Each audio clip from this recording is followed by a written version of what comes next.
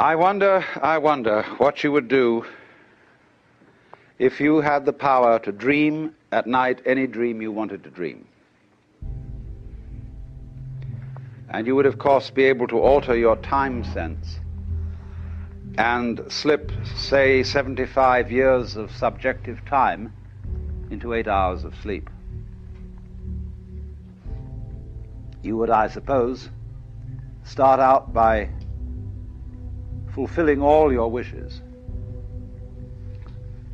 You could design for yourself what would be the most ecstatic life.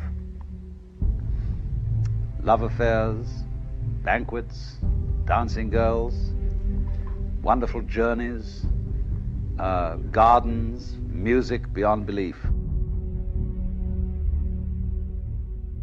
And then after a couple of months of this sort of thing at 75 years a night,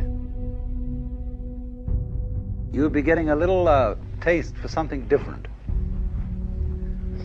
And you would move over to an adventurous dimension where there were sudden dangers involved and the thrill of dealing with dangers. And you could rescue princesses from dragons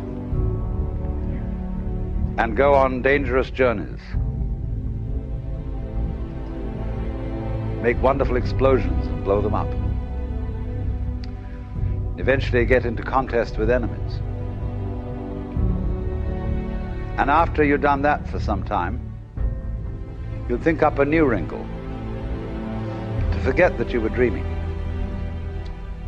so that you would think it was all for real, and to be anxious about it, because it'd be so great when you woke up.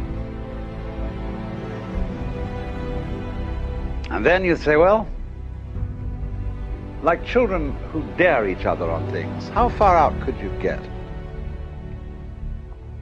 What could you take? What dimension of being lost, of abandonment of your power, what dimension of that could you stand? You could ask yourself this because you know you'd eventually wake up. And after you'd gone on doing this, you see, for some time, you would suddenly find yourself sitting around in this room with all your personal involvements, problems, etc., talking with me. How do you know that that's not what you're doing? Could be. Because after all, what would you do if you were God? If you were what there is, the self. In the Upanishads, the basic texts of Hinduism, one of them starts out saying, in the beginning was the self. And looking around, it said, I am. And thus it is that everyone to this day, when asked who is there, says it is I.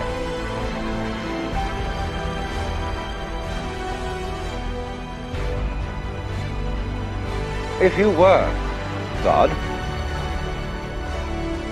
and in this sense that you knew everything,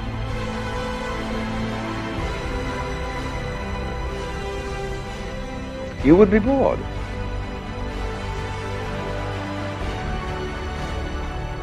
Because if, looking at it from another way, we push technology to its furthest possible development, and we had, instead of a dial telephone on one's desk, a more complex system of buttons, and one touch would give you anything you wanted, Aladdin's lamp, you would eventually have to introduce a button labeled surprise. Because all perfectly known futures, as I pointed out, are past. They have happened, virtually. It is only the true future is a surprise. So if you were God, you would say to yourself, man, get lost.